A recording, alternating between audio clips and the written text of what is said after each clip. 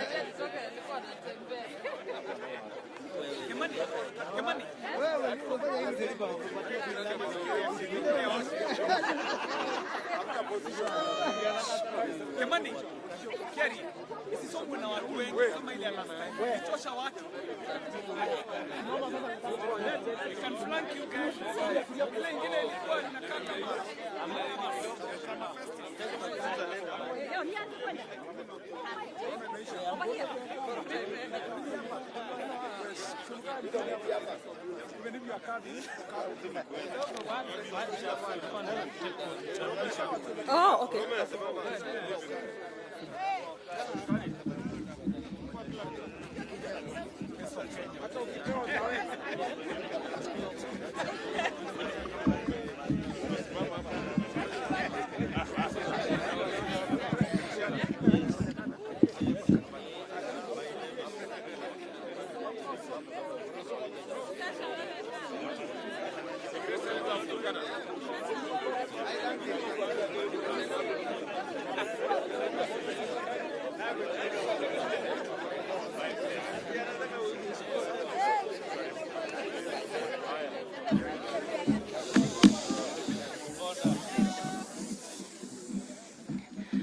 Thank you.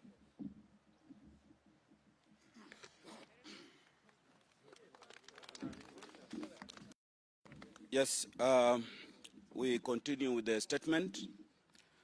Breakdown of the rule of law. The state is pushing the country towards the collapse of the rule of law and emasculation of oversight of institutions.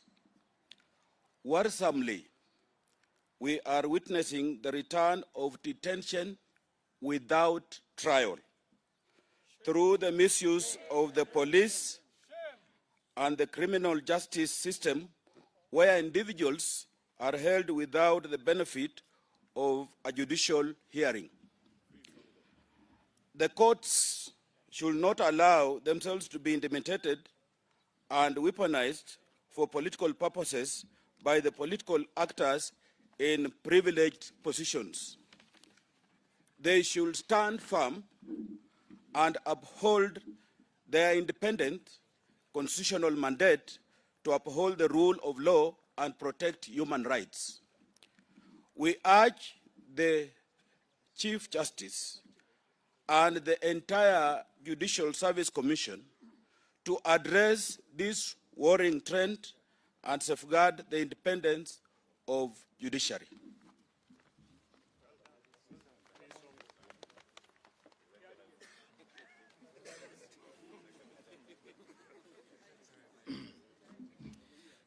We are concerned by the emergence of a deliberate policy to reintroduce ethnic mobilization and regional balkanization of our politics. This follows a perverse big tent political model where self-appointed ethnic chiefs are invited to dictate and also eat on behalf of their people. The tragedy of this model is that it makes ethnicity to be the focal point of politics, turning toxic ethnic contestation into the key feature of our democracy. For a long time, the country has yearned for an issue-based political discourse. The Hustler Nation's agenda and platform rest on such a pedestal. This is why we have consistently endeavored to shift national discourse from the retrogressive and divisive politics of tribe to a new conversation that is inclusive and focused on a bottom-up empowerment approach. It is the only way to meaningfully harness the dividend of democratic governance and realize the promise of shared prosperity. We intend to broaden the base of participation and contribution to nation building and extend the reach of our prosperity. We reaffirm our commitment to focus our political and intellectual energy to this issue-based conversation and shall continue to reject the invitation by our competitors to a narrow, selfish, and visionless agenda based on tribe, regions, and ethnic political kingpins. The Hustler Nation is about empowerment. It is not about power. It is about jobs, not about positions. It is about enterprise, not about entitlement. More importantly, it is a promise of creating possibilities that ensure that every dream stands a chance to become a reality. It is not a contest between the rich and the poor. Every one of us is a hustler in the sense that we've had to overcome so many challenges in life. In this country, so many people for so long are used to a top-down approach. We realize the agony of them trying to get used to a bottoms-up approach. Thank you.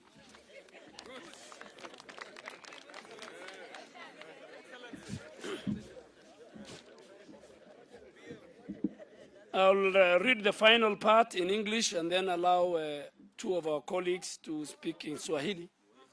Oh yeah, there's a part. Let me speak about BBI and the referendum. As leaders, we are in touch with the people on a continuous basis and with their needs and aspirations. We reiterate our earlier position that constitutional changes are not a priority for the nation and a consensus building is the way forward, and that issues that we raised last time in this same venue needs to be addressed and build a one united Kenya where there will be no contest in the change that is anticipated in the Constitution. We remain, as a group, we remain committed and focused on the people's needs, and these include the revival of the economy, addressing the health of the people of Kenya vis-a-vis the COVID-19 epidemic, the education sector, including our children going back to school, the agriculture and other social challenges that face our people. Should the country be forced into a referendum, hypothetically I'm saying, then citizens should be provided with information on what is being changed, for what purpose, in whose benefit, and in accordance with the Bill of Rights and the constitutional provisions. Consequently, citizens, as guaranteed in the Bill of Rights, should be allowed to decide in an environment that is devoid of intimidation, blackmail, use of force, and above all, bribery. Consequently, it has been our position that citizens should be allowed a free choice to vote in a multi-choice referendum where each and everybody is allowed an opportunity to vote in favor of the clauses that benefit the nation as opposed to those clauses that they feel are beneficial to a few elitist political class or leaders that want to sustain both power and privilege in terms of resources for their own good. So we are saying, and we are telling the people of Kenya, that you go to the polls in the event we go to a referendum, and you make a choice based on your own decisions as a nation. So we're telling our competitors and those who are pushing the BBI agenda that if it is in the interest of the people of Kenya, in your opinion, why do you want to use intimidation? Why do you want to blackmail people? Why do you want to use force? Why do you want to detain people? Why do you want to bribe the MCS? Why do you want to use state organs? And I really want to finally urge the third arm of government, the judiciary. We are watching you as legislators, as the people of Kenya. You are the defender of the citizens when they become victims of the executive or the legislature. Thank you very much.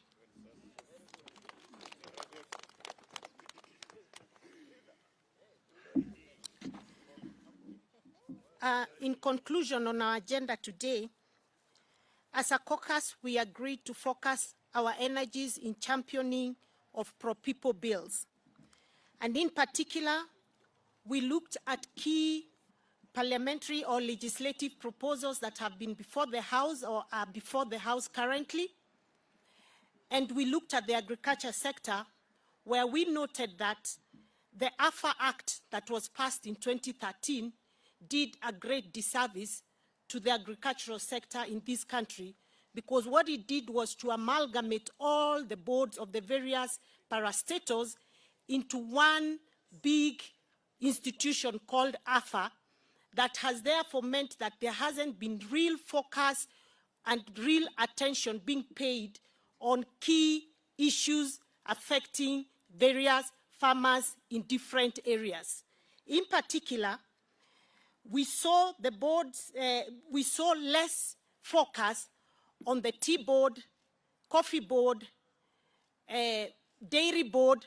All those boards need to now be separated so that we can be able to put more energy and more resources. So to this end, we will be pushing for the operationalization of the Tea Act that was passed last year in December. We will be looking at ensuring that the coffee bill, the proposed coffee bill, sugar bill, crops amendment bill that in particular looks at cashew nuts, coconut, and bixa.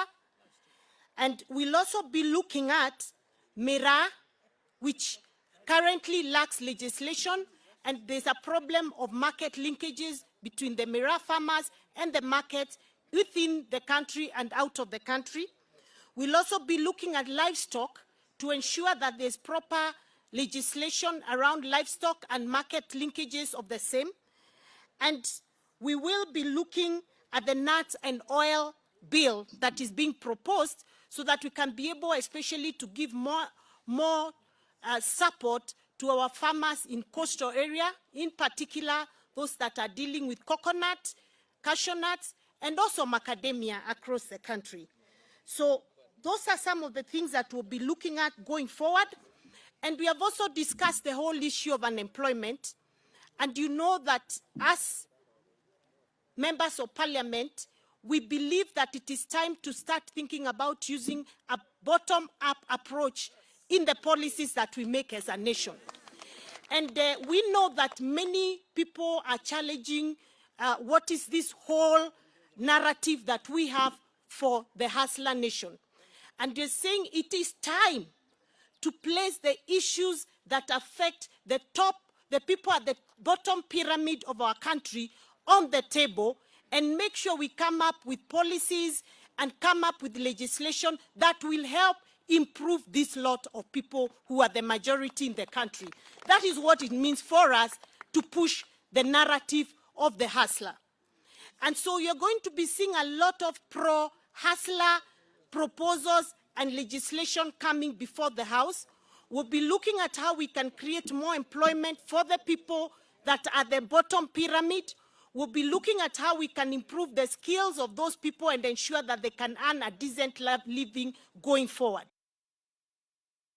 So that will be the most important agenda for us, and you'll expect that we'll use our numerical strength to make this happen, because we have the numbers, as you can see, and we are asking the rest of the members of parliament to support us in this critical agenda.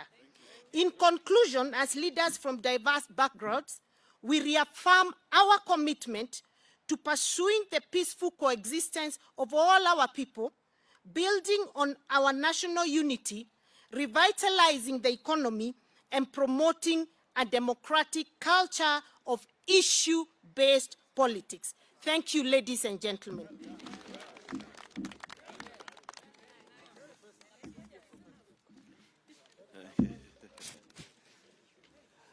Asanteni sana. Sasa tuna taarifa ambayo tutaitoa kwa Kiswahili kwamba sisi ni viongozi ambao tuko katika mawazo mamoja ambayo tunafikiria kuboresha maisha ya Wakenya, na kwamba leo tumekutana hapa kuangalia mambo ambayo kwa sasa ni kama matatizo ambayo yanatukumba. Mwanzo, kwamba kuna njama fiche ambazo zinapangwa ili kuvuruga amani katika ile mikutano ambayo huu mrengo wetu tunaufanya. Ukiangalia kule Kilifi na Mombasa wakati tulipokuwa na mikutano iliyopita wiki hii, kwamba hakukuwa na walinzi wa usalama wa kutosha wakati ule naibu wa rais akifanya mikutano. Na hii ni kwamba tunapata nafasi ya kwamba wale ambao wanataka kuvuruga amani katika ile mikutano wanapata nafasi ya kuingia pale. Ya pili, kwamba wajumbe wetu wengi sasa wamepokonywa wale walinzi wao, na kwamba hawa sasa wako katika hatari, na kwamba wale ambao wanapanga njama ya kuvuruga amani katika ile mkutano alafu baadaye waje walaumu wale wafuasi wa Hustler Nation ndio wanapata nafasi kuingia pale. Kwa hiyo tunaambia Inspector General wa polisi kwamba ni kazi yake ya kikatiba ya kutoa usalama katika mikutano yote ambayo naibu wa rais na hawa wabunge na viongozi ambao tuko nao katika mikutano yao. Hiyo ni kazi yake kikatiba na lazima aifanye kama vile katiba inasema. Asibague hawa wale. Manake katiba haikumwambia abague. Yeye lazima atoe usalama kwa kila mtu. Na hiyo sio tafadhali. La muhimu tena ni kwamba sisi kama jamii ya Hustler Nation na vile tukiongea na watu wetu kule, tunasema kwamba hatutaki taifa la Kenya lirudi katika ile miaka ya 60 na 70 na 80. Kwamba hayo mambo yamepitwa na wakati. Demokrasia Kenya imeimarika. Kwa hiyo lazima taifa la Kenya liendelee mbele na amani, na hatutaki kurudi katika zile siku za nyuma za giza ambazo zilitatiza Wakenya wengi. Sasa tunapiga kusonga mbele, sio kurudi nyuma kama Wakenya. Kwa hiyo tunaambia tuone baji zao na tuone majina yao ili tujue hawa ni kina nani. Pia tunataka kuongezea kwamba kama taifa la Kenya na sisi kama viongozi, umaarufu wa Kenya ni bora zaidi kuliko umaarufu wa mtu mmoja, na kwamba sisi kama taifa lazima tukae kama jamii moja.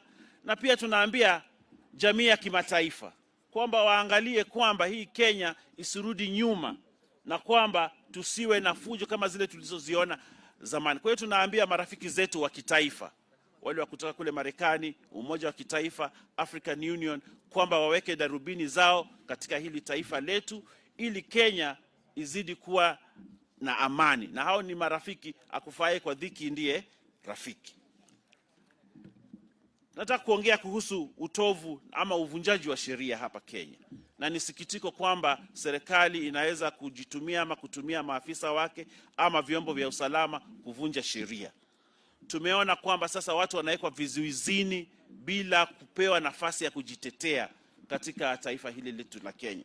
Na tunauliza mahakama kwamba isikubali kutumika mahakama kuvunja sheria, ama vyombo vya usalama vya kitaifa kama vile polisi wasikubali kutumiwa kuvunja sheria. Na pia tunaambia mahakama wasitumiwe kama vyombo vya kuharibu mambo ya siasa hapa Kenya. Tumeona watu wetu wengi wakipelekwa mahakamani sio kwa sababu wamevunja sheria, lakini kwa sababu wanataka kusukumwa huku na pale. Kwa hiyo tunaambia kwamba mahakama ikatae kutumiwa katika mambo ya kisiasa na isimame kulinda haki za binadamu na haki za Wakenya wote. Kwa hiyo tunawaomba sana mahakama wasimame na sheria na wasimame na ule mkataba ambao tuliwekeana Wakenya katika ile sheria kuu ya Kenya. Jambo ambalo ni muhimu tena ni kwamba tumeona formations za kikabila, kwamba sasa hii Kenya inagawanywa kwa mikabila, kabila hili, kabila ile, na hiyo sisi tunaona kwamba inaashiria mambo mabaya tukiingia katika uchaguzi wa 2022, kwamba ukabila isiwe ndio ngao ya kutafuta uongozi hapa katika hili taifa la Kenya, na wale ambao wanatafuta ukabila kama nguzo yao ya kutafuta uongozi, tunawaombea washindwe katika jina la Yesu. Kwamba hili taifa la Kenya sasa sisi tunataka kumaliza mambo ya ukabila, tunataka kuangalia Mkenya kama Mkenya. Wakenya wale maskini ambao hawana nafasi wapewe nafasi ya kupanda juu, waendelee na maisha bora zaidi. Tumeona hapa Kenya watu walikuwa maskini wamepanda polepole mpaka wamefika pale, sasa wanaheshimika na wametoka katika uchochole. Lakini tukitumia mambo ya ukabila, tunatafuta nafasi kubwa za uongozi kwa watu kidogo na kuacha wale maelfu wa Kenya wakiwa pale chini. Kwa hiyo tunataka kusema kwamba sisi tunaona kwamba watu wote ni wa Kenya na sio watu wa kabila hili na wa kabila hili. Sisi tunataka kutoa watu katika umaskini na katika ule uchochole wapande pale juu, na hiyo ndio philosophy ya Hustler Nation. Na sisi tunasema kwamba Hustler Nation ni kwamba watu wawezeshwe, wale ambao wako chini wawezeshwe, wapande pale juu, sio wale ambao wanatafuta mamlaka kwa kupitia wale wa chini alafu baadaye waje wawaache pale chini. Sisi tunasema kwamba ni wakati wa kila Mkenya kupata nafasi ya kuboresha maisha yake, na hiyo ndio philosophy, na hilo ndio maneno ambayo sisi tunataka kuambia Wakenya, kwamba kila Mkenya ambaye yuko katika hili taifa ako na nafasi ya kupanda kutoka pale yuko apande juu na aendelee na maisha, sio kutengeza mamlaka na kupatia mamlaka watu kidogo ukifikiria kwamba umebadilisha taifa. Kwa hiyo nikimalizia, nataka kusema kwamba mambo ya BBI na referendum, priority ya Wakenya sasa ni kuboresha maisha yao, sio mambo ya BBI, na kwamba Wakenya wako na mambo mengi muhimu zaidi ya kuangalia: kukuza uchumi wao, kuhakikisha kwamba taifa linaenda vizuri, kuhakikisha kwamba mambo ya COVID tunapigana nayo na kupigana na umaskini, sio kuhusu mambo ya BBI. Lakini hata kama watalazimisha kwamba watu waangalie mambo ya BBI, tunasema kwamba Wakenya wapewe nafasi ya kujisomea wenyewe hii BBI, wajue ni nini ambacho watapigia kura katika ile BBI. Na pia kusema kwamba tunataka hayo maoni ya BBI yaorodheshwe na kila Mkenya apewe nafasi ya kuchagua lile analotaka, apige tiki ile ambayo anataka, ile ambayo hataki apige wrong, ili kila Mkenya awe na nafasi. Yale ambayo hayataki, yale ambayo hakubaliani nayo aachane nayo, yule anakubaliana nayo abebe, tuende mbele kama taifa la Kenya. Kwa hiyo tunasema kwamba Wakenya wawezeshwe. Kama BBI lazima ipite, na vile tunaona watu wanalazimisha, basi wapewe nafasi ya kujichagulia yale wanataka na yale ambayo wanayakataa. Nikimalizia, nataka kusema kwamba kama viongozi ambao tumetoka katika fikra moja na fikra ambazo zinafikiria kupeleka Wakenya mbele, sisi tunataka amani katika hili taifa la Kenya. Taifa la Kenya kunawiri, na taifa la Kenya kujengeka, lazima kuwe na amani na kila mtu apatiwe nafasi ya kuenjoy demokrasia ya ambayo iko katika hili taifa la Kenya. Nataka nimalizie hapo, niseme asante. Wale ambao wana maswali, nafikiria kuna watu watajibu.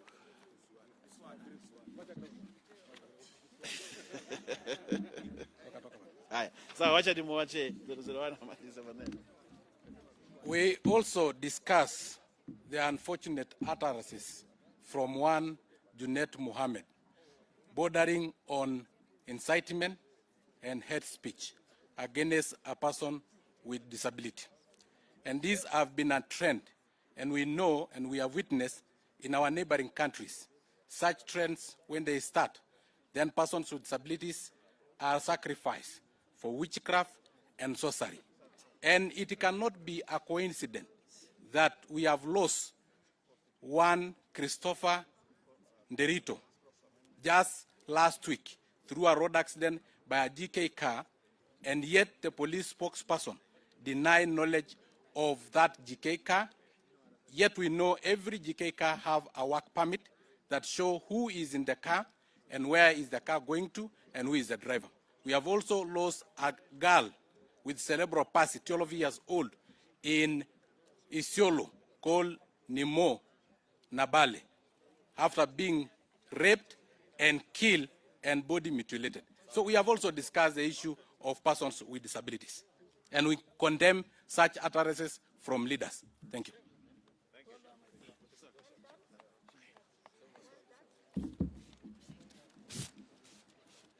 Nataka kumalizia kuhusu miswada ambayo inakuja katika bunge.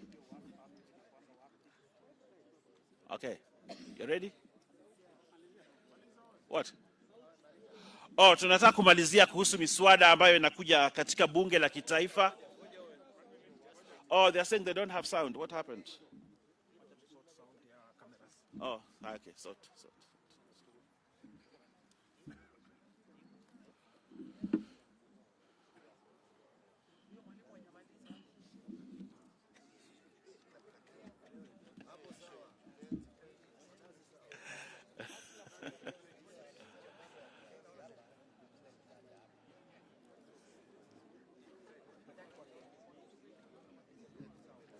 Sound sawa bado?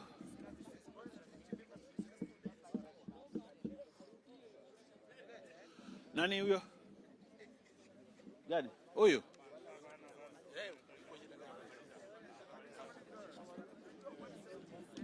Sauti mmepata? Bado?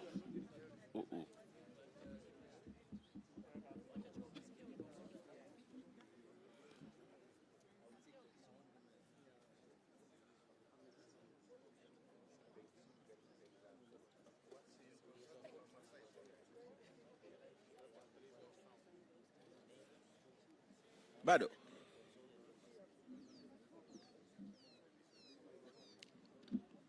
Mic check. Bado sound. Wow.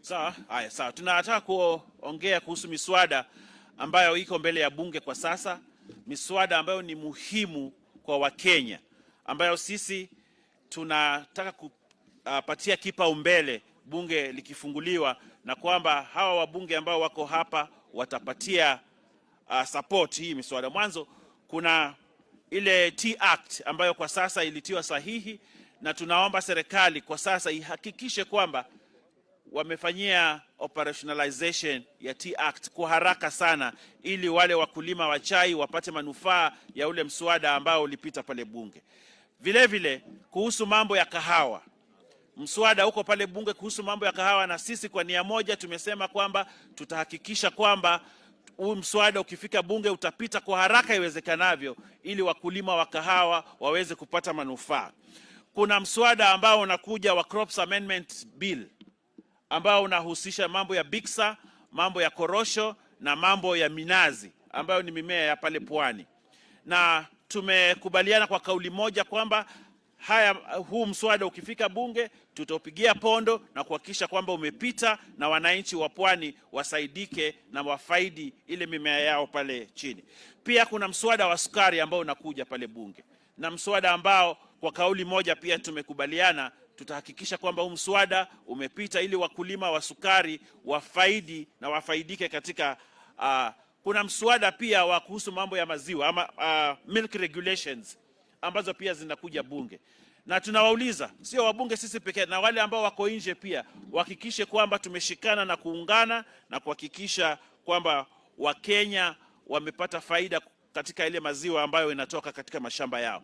Na wale wakulima wa miraa pia, mswada wao ukikuja, sisi kama wabunge na viongozi ambao tuko hapa tumekubaliana kwa haraka tutapitisha haya mambo ili Wakenya wapate nafasi ya kufaidi mimea yao na pia kufaidi ukulima wao. Tunasema kwamba Kenya bado ni nchi ambayo inategemea ukulima, na sisi tutahakikisha kwamba tumewaunga mkono wakulima na wakulima wapate faida kubwa. Maanake wakulima wengi hapa Kenya bado ni mahasla, na tutawapatia nafasi kuhakikisha kwamba they have succeeded from their hustle.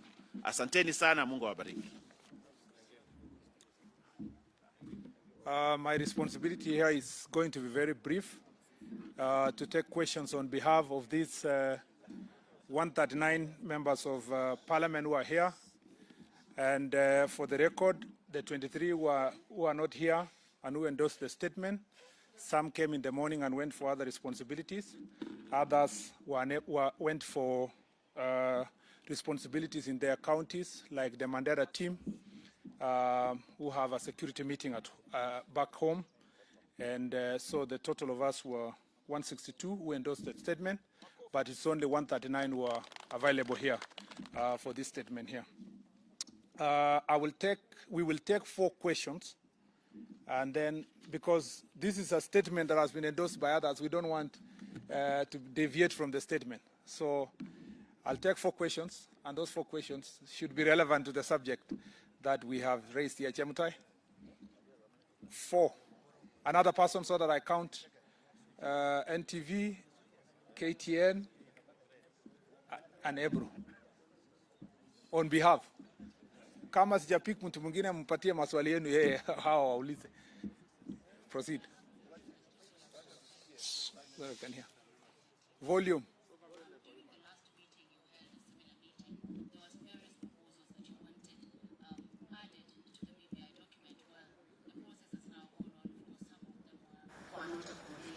And now with the process having moved to the assemblies, my question would have been to the Deputy President himself.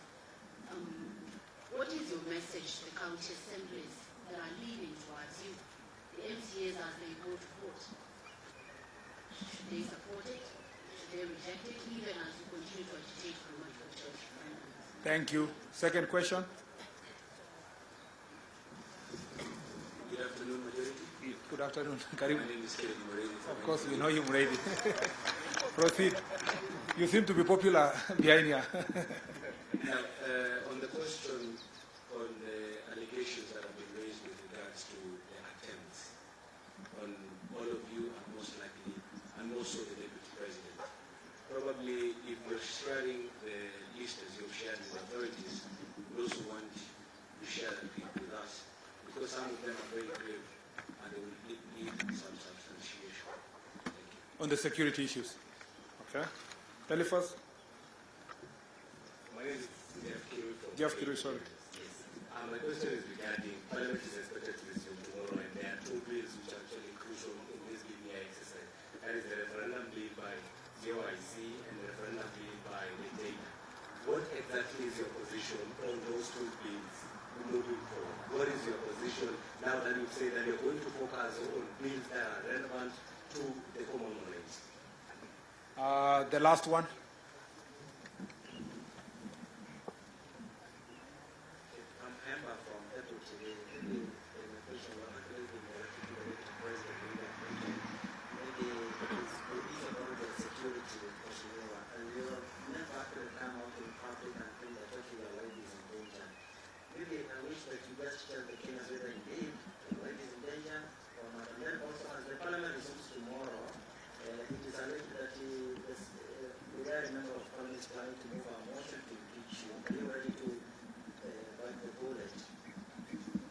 Okay, thank you. I will group these questions into 3.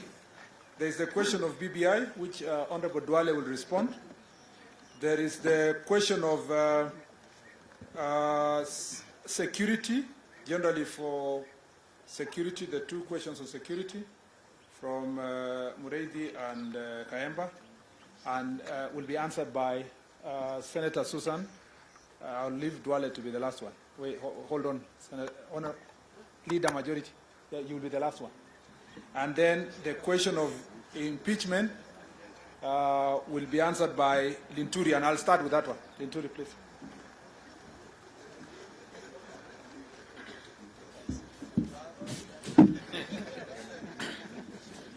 Yeah, let me say I'm really surprised to hear that there is that intention to impeach the deputy president. I'm saying I'm really surprised to hear that there is somebody who wants to bring an impeachment motion against the president. And if what I've been reading is something to go by, is a motion that is being brought by even a member from a party that I think is ANC, if I'm not wrong, if my memory serves me right. But I think the most important thing is, we want to say is let's not be so much speculative. That matter did not come as an agenda for discussion. I think the best thing to do, how to approach the matter is, we'll have to wait. If there is anybody who wants to bring it, let him bring it on. And I think when it finds its way on the floor of the House, then the members of Parliament will deal with it as at that time. So for now, I don't think it's anything that really worries us as a caucus or as a team. Thank you. On the question of security, I will request Honorable Ali Swaume to respond.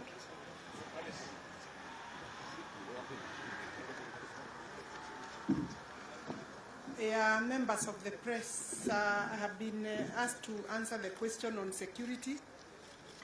You know, we have said in the statement that the members' security, many members of Parliament have had their security withdrawn.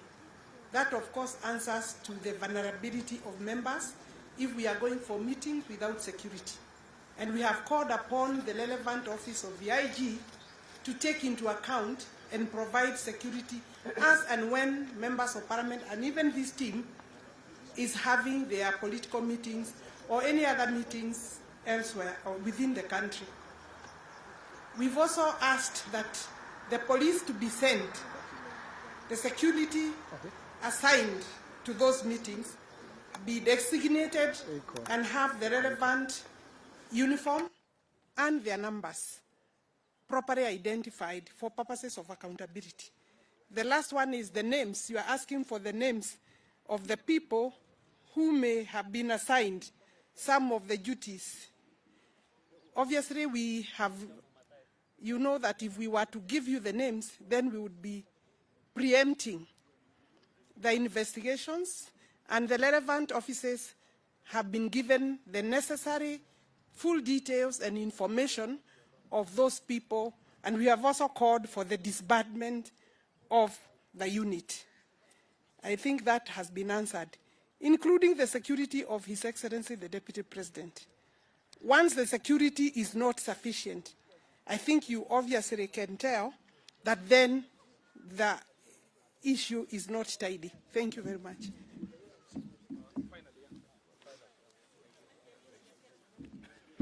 I have two issues, or three issues to answer. One, let me help my brother Linturi on the matter of impeachment.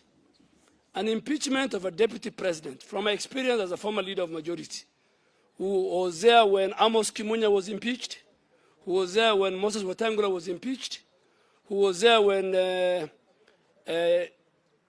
Minister Kaimenyi survived. I was there when the process of impeaching Anne Waiguru was there. It's not a birthday party. It's not a walk in the path. And you look at the person who is driving this. You go dissect Ayub Savula. And then you understand that the carrier of the matter doesn't deserve a comment. But let me tell you for free. Let me tell you for free. And I want to tell them and dare them. I want to dare them. Let them not discuss the impeachment of the deputy president in bars, in funerals, in the apartments of their girlfriends. Let them bring it to the floor of the House, starting tomorrow, Tuesday, when the House resumes. So we dare them, whether, here, we are telling them, all of them, the ODM, the ANC, the Wiper, the Kelewekes, please go sit somewhere, bring the impeachment. We are ready for you. On the issue of BBI, we said it's not our priority, it's not a priority for the country. We have said it that consensus is the route so that we don't have a divisive referendum that divides the country. But our competitors are the architects of ethnic mobilization, ethnic and regional balkanization. Their intention is to divide the country. And we are telling them, whether you bribe the MCS, whether you do it, ultimately, and that's why it's called a popular initiative, under Article 250, I think, 1 of the Constitution.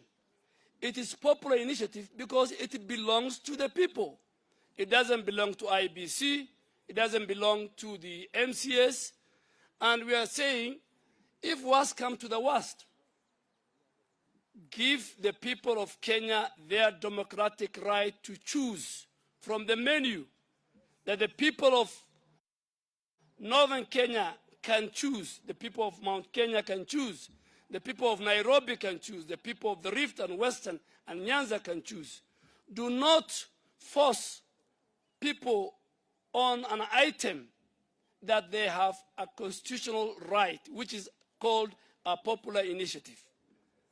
I think the final question was on the bills before the House. There are two bills before the House on referendum law. One is with the COIC, chaired by Honorable Kioni, and the other one is with the JLAC, chaired by Honorable Muturi Kigano. The Speaker made a communication that ultimately he doesn't want to have two parallel bills. So when we go back, that is a function of the House Business Committee, that's a function of the committees. When those bills come to the floor of the House, as a group,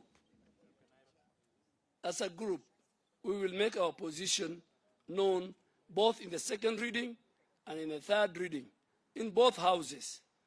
And I want to make it also very, very clear that this BBI should not be proposed. The proponents are in a dark room. Take it to the people. Explain to the people. And I was very, very shocked. Very shocked. And I want to challenge him, the former Prime Minister, lying openly that if BBI passes, Turkana County will get 20 million. I want to challenge him. 20 billion. I want to challenge him. There's mathematics, you know. I remember the little algebra I did when I was in school. And quadratic equation. Turkana in the formula in BBI. And I want them to challenge me. And I'm challenging them to a contest. Turkana, Marsabit, Isiolo, Tana River, Lamu, Samburu, Wajir, Mandera. If BBI passes, the Tharaka Nithi, they are the 8 counties that are losing. I'm challenging the ODM brigade led by the former Prime Minister. Don't lie to the people. At your age, you don't lie. No, at your age, no. At your age, you don't lie. And I want to thank the governor of Turkana. I want to challenge them. In that formula in BBI, if you do the mathematics, Mr. Odinga, if you do the mathematics, Turkana County now is getting 11 billion, Turkana County will get 9.8 billion. I'm not saying it. So you can see a whole proponent of BBI is lying to the people of Turkana. And the same thing, he wants to come to Mandera and lie. And if you go to these counties, in fact, the 2-3 worst counties that are losing over 2 billion is Isiolo, Lamu, and Tana River. Thank you very much. God bless you.